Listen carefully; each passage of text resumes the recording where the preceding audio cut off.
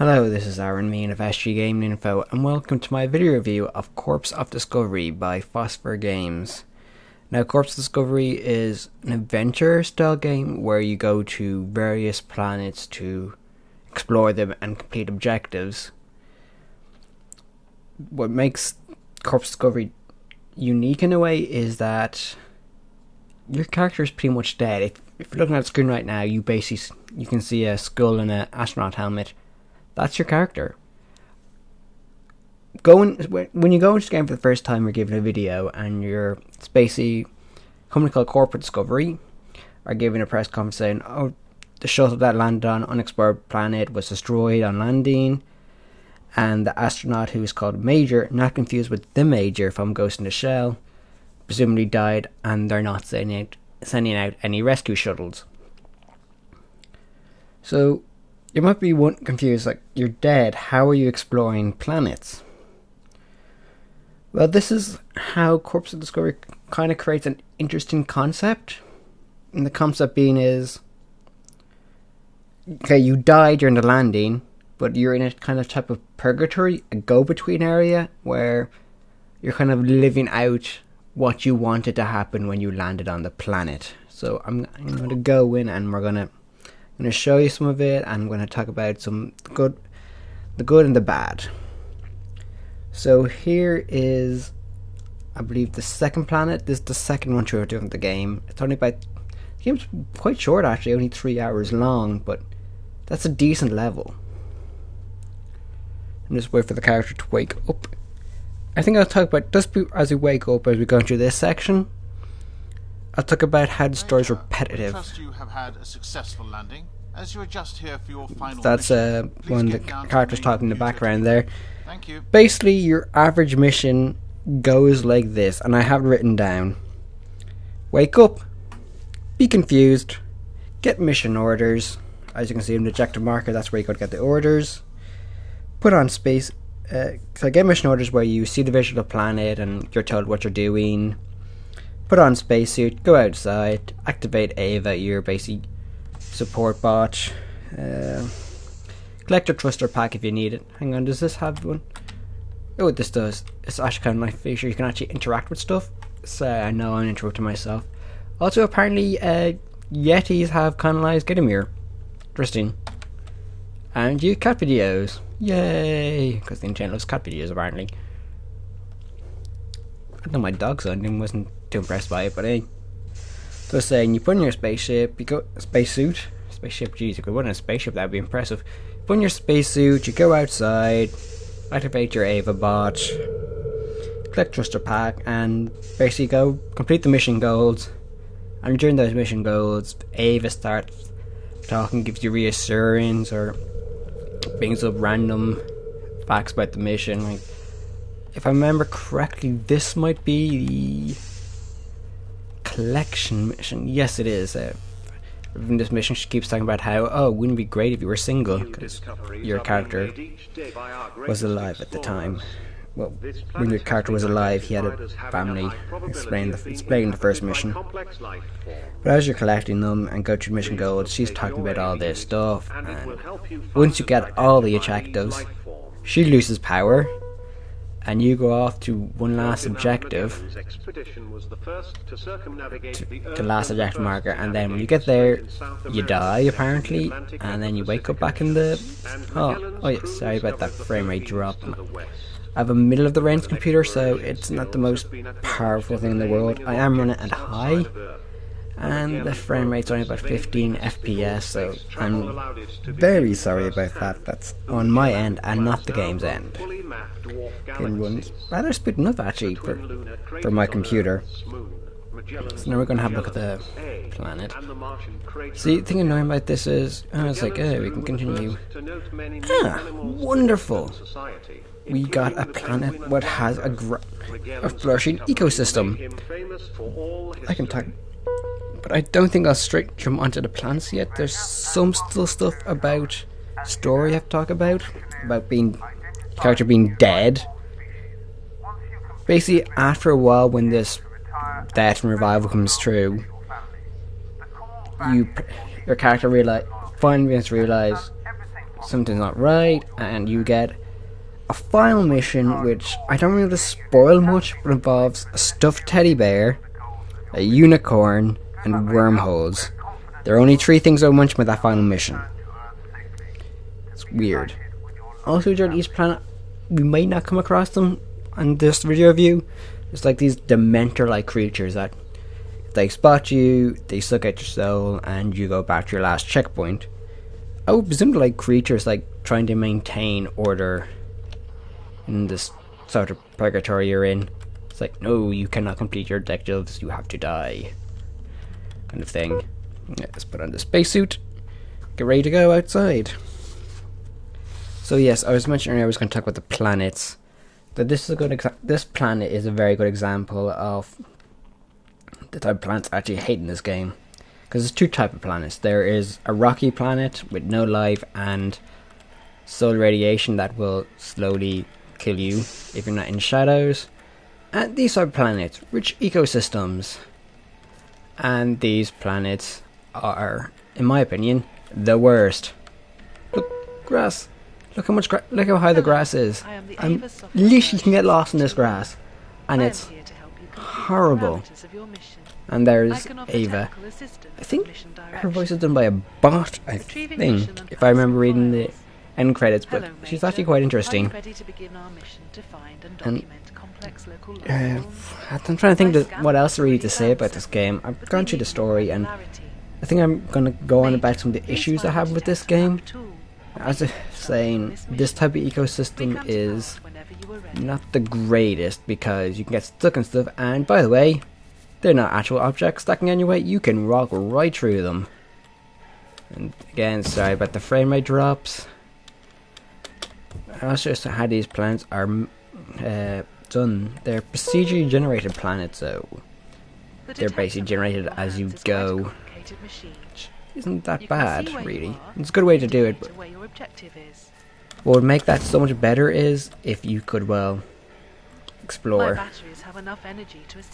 Seems like, unfortunately, I don't actually have the thruster pack yet.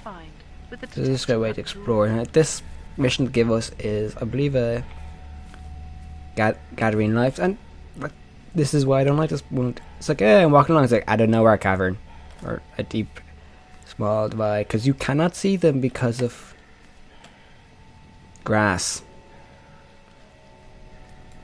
This game actively wants to kill you, I find, on worlds with ecosystems. Like, I'm walking along, there's clearly grass there. Clearly I got lucky and I should have been killed.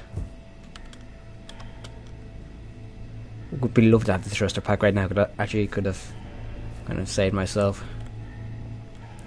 Oh, there's one of those Dementor creatures up there, if you can see it. See this, I really want to like this game. I love the concept, like you're dead, you're just trying to kind of relive, you're going to create fantasies that you always wanted to have before dying, and you never can. Oh, apparently that cavern was going to kill me. Don't always say you can clip through objects? You can't clip through these ones. It's oddly annoying. It's like, hey, you can clip through objects, but oh, not that one, not that one, maybe that one. And the grass really does obfuscate my view because it really doesn't like me. Again, sorry about the frame rate. I know it's not my fault. Well, I apparently died again. Well, actually not again. Well, I've died to these creatures again and again. So not again in this game per se.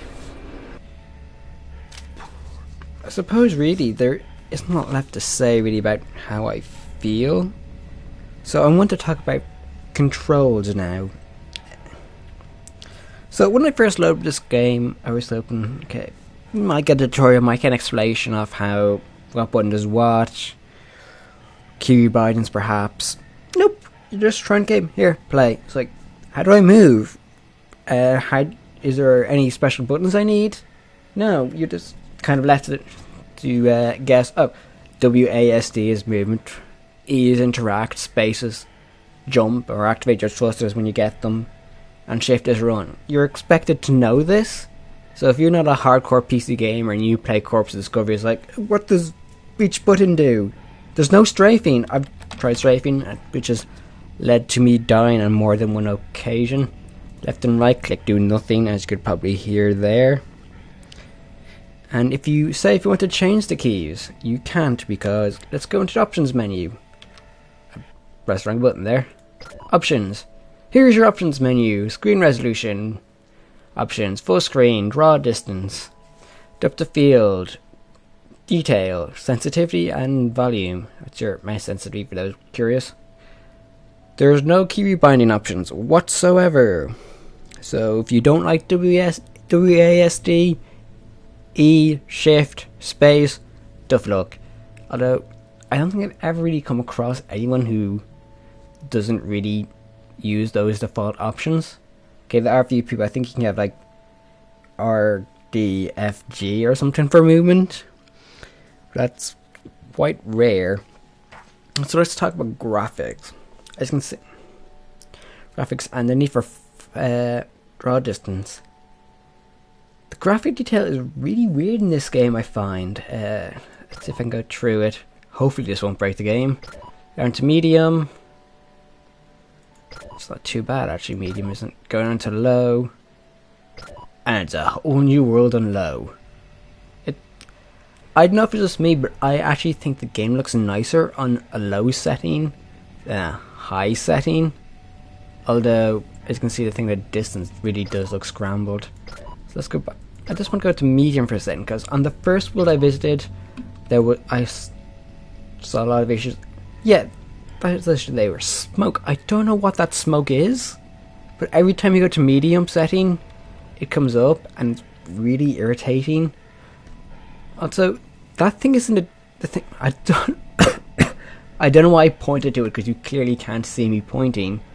But the light you can see in distance, that's nowhere near me. That's just basically going through objects, and it's highly annoying. I'm actually going to keep it on medium mode, because this. Well, actually, no. I'm getting a worse frame rate on medium, believe it or not. So let's go back to high.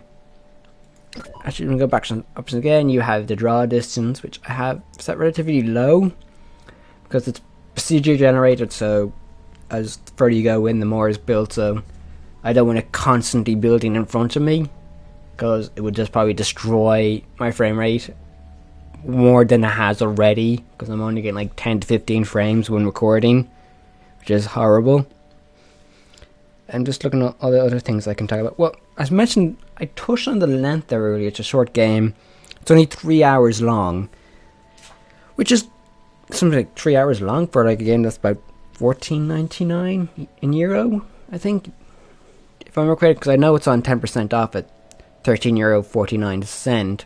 So I believe it's $14.99. I might be wrong. Don't quote me. You can check the Steam page. I will have it linked in the description. Saying that it's only 3 hours in length. I feel if it was longer, it would be worse. So I think the 3 hour length is just right for an experience. Because you're exploring I think you're exploring about 5 total planets, if I remember correctly. So, and I think each one is like kind of your, as I was saying earlier, your desire as before you died, what you want from the planet. Interesting fact, you're actually on the same planet every time. It's just a different ecosystem. I guess they didn't want to rename each planet, but because each planet is called Tellerus, I believe, and it's quite odd. Also, kind of funny enough, Ava seems to be aware of this stuff that's going on, which leads me to conclude that Ava is actually an external part of your part of you in a way. It's like your external conscious talking. I'm trying to remember stuff I've forgotten, because this is done live. New Game Plus doesn't exist. I remember that. There's no replay value in this game. For a 3 hour game, there's no replay value. Yes, you can explore this lovely world as you see in front of you, but if you explore too far, I don't know if it does this in this game. Let's see if I can get up here. I could actually. And then I found a cousin. Nerdy. you can explore if you want to, but I noticed like in the last the last planet mission, it would game would Ava would start bugging us going, "Oh, you're going too far off target." Well, and the only actual need for exploration in this game is finding secret objective markers like satellites and other objectives. Like I think one mission I found chocolate cake is like remind astronaut how they had an argument. He and his wife had an argument at their wedding reception about cake, and then and that's really the main stuff. Like, okay, that has really paid out of you, I suppose. If you want to find all the quote unquote hidden objectives, they're on the map. You just have to get to them. Try to get through the mentors, though. That's an annoying thing. So you can see the world is being generated in front of me. Oh, actually, I forgot about the one part about the planets. So this is probably the dumbest thing to get annoyed by, but I love outer space. I love planets. And then, so one of the planets that is shown on the screen, as you saw earlier on, is a gas giant similar to Neptune, and yet it has a surface. That makes no sense to me. You can't really have a surface landmass on a gas giant, and even if you could, you'd be crushed when you get on it. Now, I know it's technically you're dead and you're dreaming, so you can get away with it that way, but as soon as I saw that, it was like, no, that's not possible. Try something else. Please. Just have another kind of planet like this, with maybe more areas for you to fall into. Because God knows I love coming across, oh, there's grass in front of me, I can just walk all along.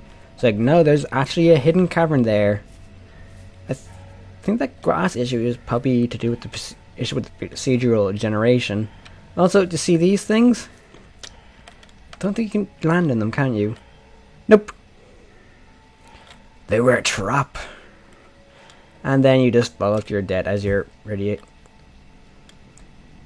Oh, I did that. I was like, wait, I survived that?